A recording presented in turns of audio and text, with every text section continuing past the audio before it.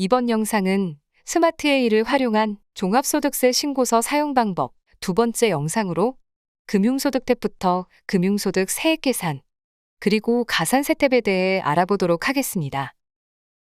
먼저 금융소득 탭에서는 이자배당 소득을 입력해 이자배당 소득 명세서를 작성하는데요.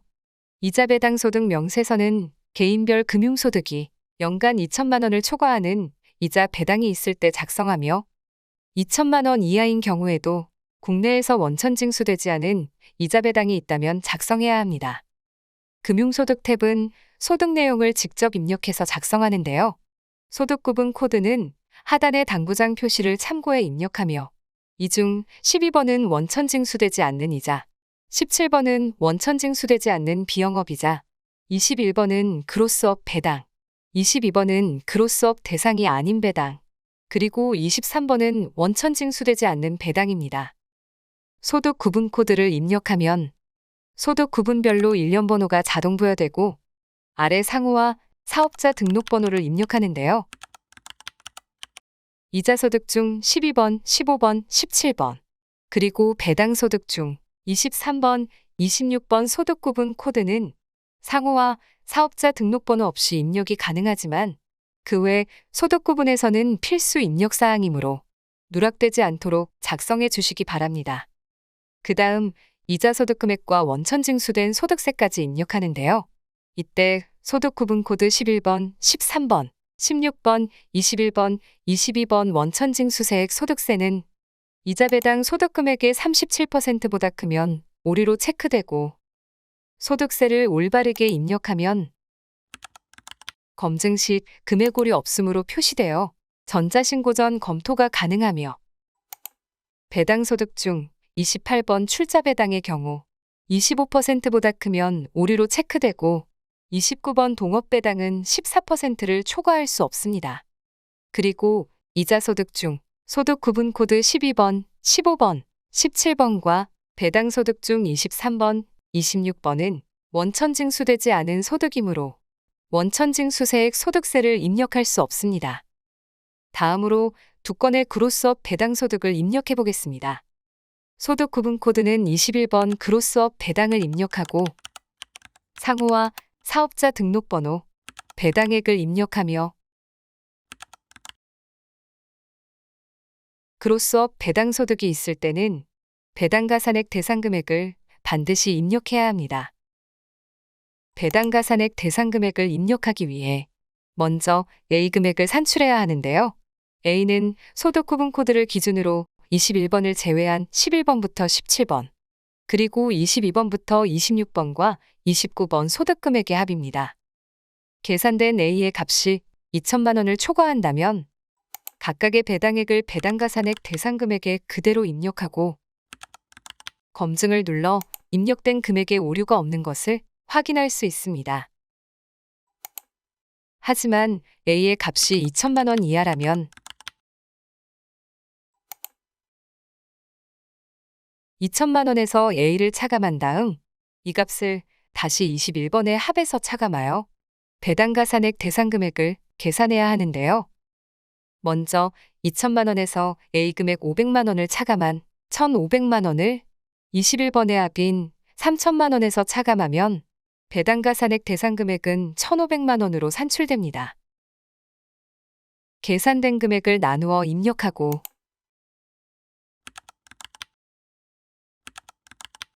검증 버튼을 클릭하여 검토까지 진행합니다. 아래 배당가산율은 2011년 1월 1일 이후의 배당소득이라면 자동으로 11%가 반영되고 배당가산율을 기준으로 배당가산액이 계산되며 배당액과 배당가산액을 합산한 금액이 소득금액으로 반영됩니다. 금융소득 탭에서 입력한 내용은 금융소득 세액 탭에 금융소득 명세로 반영되고 아래에는 금융소득이 2천만 원 이하인 경우와 2천만 원 초과인 경우에 대해 이자소득 등 금융소득 산출세액이 자동 계산되며 편집은 불가능합니다. 다만 2004년 이전 발생금액 등이 포함되어 있을 경우에는 금액 변경 버튼을 눌러 해당 금액을 직접 편집할 수 있습니다. 이렇게 계산된 내역은 종합과세 방식으로 산출된 21번 비교산출세액과 분리과세 방식으로 산출된 30번 비교산출세액 중 큰 금액을 31번 종합소득 산출세액으로 최종 계산하고 이 금액은 종합소득세 탭에 산출세액으로 반영됩니다. 그리고 금융소득자용 종합소득 산출세액 계산 내역에 따라 산출세액이 계산된 경우에는 세율이 반영되지 않는데요. 지금처럼 세율이 표시되지 않는다면 금융소득 탭에 이자 배당 소득이 입력되어 있는지 확인하시기 바랍니다. 아래 배당세액 공제는 13번과 31번에서 30번을 뺀 금액 중 작은 금액이 반영되고 이 금액은 종합소득세 탭 세액공제에서 세액공제 입력 버튼 클릭 후 새로 불러오기 시 배당세액공제로 반영됩니다. 다음으로 결손 원천징수 탭과 결손공제 및 준비금 탭을 보도록 하겠습니다. 결손 원천징수 탭의 2월 결손금 명세서는 부동산 임대와 사업소득을 구분해서 작성해야 하는데요. 부동산 임대에는 30번 부동산 소득과 31번 동업 부동산 소득을 입력하고 사업소득에는 40번 사업소득, 41번 동업사업소득과 32번 주택 임대소득을 구분하여 입력합니다. 2월 결손금 발생 내역의 발생 과세기간과 발생 금액은 2020년 1월 1일 이후 개시한 과세기간에 발생한 결손금부터는 15년 이내, 그 이전 결손금은 10년 이내의 2월 결손금과 해당 과세 기간에 발생한 2월 결손금을 과세기간별로 차례로 작성합니다. 단기공제액란은 2월 결손금을 단기에 공제하는 경우 입력하고 먼저 발생한 2월 결손금부터 순차적으로 공제하며 단기공제액에 입력한 합계액은 결손공제 및 준비금 탭에 2월 결손금 공제금액으로 반영되는데요. 예를 들어 2021년 사업소득에서 발생한 2월 결손금 1,200만 원을 단기에 공제받기 위해 발생과세 기간과 발생금액 그리고 단기공제액을 입력하고 결손공제 및 준비금 탭을 확인하면 부동산 임대업 외의 사업소득 2월 결손금 공제금액에 단기 공제액으로 입력한 1,200만 원이 반영된 것을 볼 수 있습니다. 주택임대소득을 포함한 사업소득의 결손금과 2월 결손금은 타소득에서 결손공제가 가능한데요. 사업소득의 공제 순서는 결손금이라면 부동산소득, 근로연금, 기타, 이자 배당소득 순으로 공제되고 2월 결손금이라면 당해연도 사업소득부터 앞에서 열거한 순서대로 공제됩니다. 하지만 부동산 임대업에서 발생한 결손금과 2월 결손금은 타소득에서 공제할 수 없고 부동산 임대소득에서만 공제가 가능한데요. 현재 데이터는 부동산 임대소득이 결손이고 두 개의 사업소득 중 더존 상사의 소득 금액은 2,200만 원, 잘 되는 식당은 1,400만 원 결손이며 근로소득의 소득 금액은 750만 원입니다. 그리고 결손 원천징수 탭에는 사업소득 2월 결손금이 1,200만 원 입력되어 있는데요. 결손공제 및 준비금 탭을 클릭하면 사업소득 금액 2,200만 원에서 사업소득 결손금 1,400만 원이 공제되어 소득별 소득 금액에는 800만 원이 반영됩니다. 그 다음 2월 결손금 1,200만 원에서 800만 원을 공제하고 남은 400만 원을 순차적으로 근로소득에서 공제하여 결손금, 2월 결손금 공제 후 소득 금액에 근로소득 금액이 350만 원만 표시된 것을 확인할 수 있습니다. 그러나 부동산 임대소득에서 발생한 결손금은 타소득에서 공제할 수 없으므로 서식 작성 요령에 따라 소득별 소득 금액이 공란으로 반영되고 결손금 2,100만 원은 결손 원천징수 탭 2월 결손금 명세서에 부동산 임대 2월 결손금 발생 내역에 입력합니다. 사업소득 또한 당해연도 결손금을 타소득에서 공제한 후에도 남는다면 결손금 2월 결손금 공제 후 소득 금액에는 공란으로 표시되며 남은 결손금은 결손 원천징수 탭에 2월 결손금 발생 내역에 입력합니다. 추가로 사업소득이 결손일 때 이자소득과 배당소득에서의 결손공제는 배당소득, 이자소득 중 원천 징수세율을 적용받는 소득은 결손금, 2월 결손금의 공제 대상에서 제외되고 기본세율이 적용되는 부분은 납세자가 공제 여부 및 공제 금액을 결정해야 합니다. 그리고 결손공제 후 이자 배당소득에 공제 후 소득 금액이 2천만 원보다 작다면 마감 오류가 발생하는데요.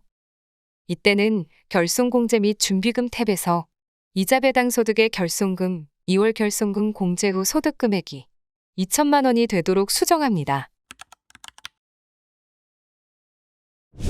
다음으로 사업소득에 대한 원천징수세액 입력 방법을 보겠습니다.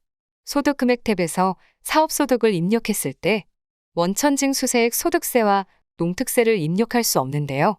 사업소득에 대한 원천징수세액은 결손 원천징수 탭에 하단 사업소득에 대한 원천징수 및 납세조합 징수세액에 입력합니다. 이때 사업자 주민번호란에 원천징수 의무자 또는 납세조합의 사업자 번호나 주민등록번호를 필수로 입력해야 하는데요. 사업자 등록번호를 전부 0으로 입력하거나 임의의 번호를 입력하는 경우 전자신고 시 오류로 체크되므로 반드시 정확한 사업자 등록번호를 확인해서 입력해야 하며 소득금액 탭에 사업소득을 입력하지 않고 원천징수 내역만 기재해서 신고하는 경우에도 오류가 발생합니다. 입력된 원천징수세액은 종합소득세 탭의 기납부세액 명세 원천징수에 사업소득으로 반영됩니다. 다음 주택매매 탭은 부동산 매매업자로서 종합소득금액에 주택 등 매매 차익이 있는 자에 해당하는 경우에만 작성하는데요.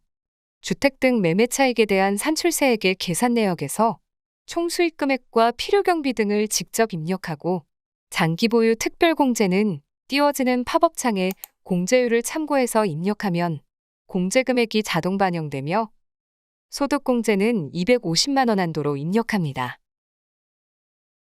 그리고 주택매매소득과 금융소득이 함께 있는 경우 금융소득세액 탭이 주택금융소득 탭으로 변경되어 산출세액이 계산되는데요.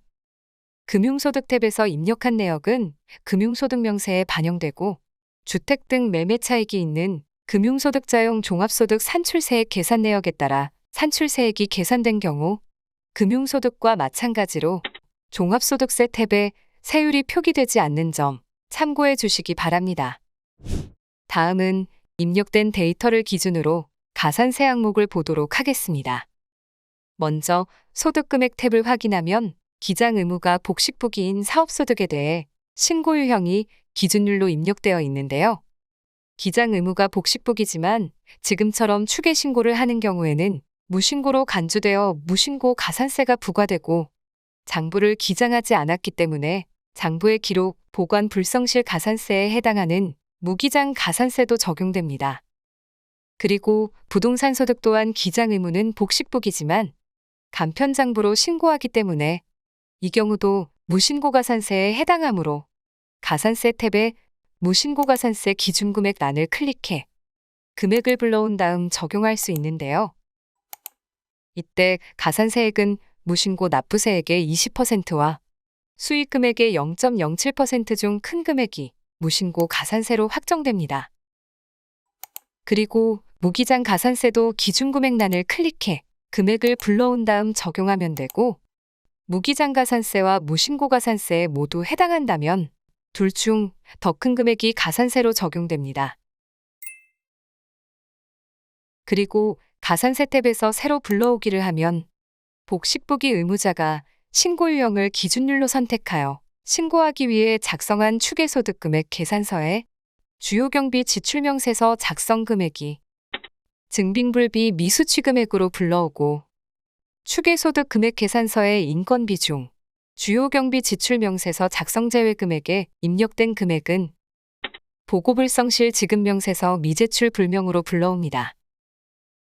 추가로 납부지연 가산세율이 인하되었는데요.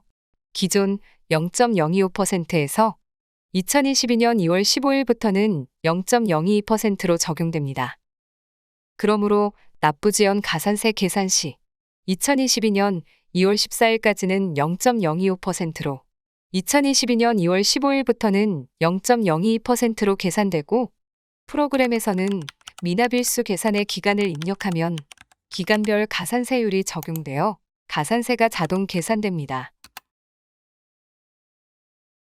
이렇게 가산세 탭까지 알아보았는데요. 프로그램에서 제공하는 불러오기와 자동 계산 기능은 편의 기능이므로 반드시 올바른 금액이 반영되어 있는지 검토한 다음 신고하시기 바랍니다. 지금까지 스마트A 종합소득세 신고서에 금융소득 탭부터 금융소득 세액 계산, 그리고 가산세 탭에 대해 알아보았습니다. 감사합니다.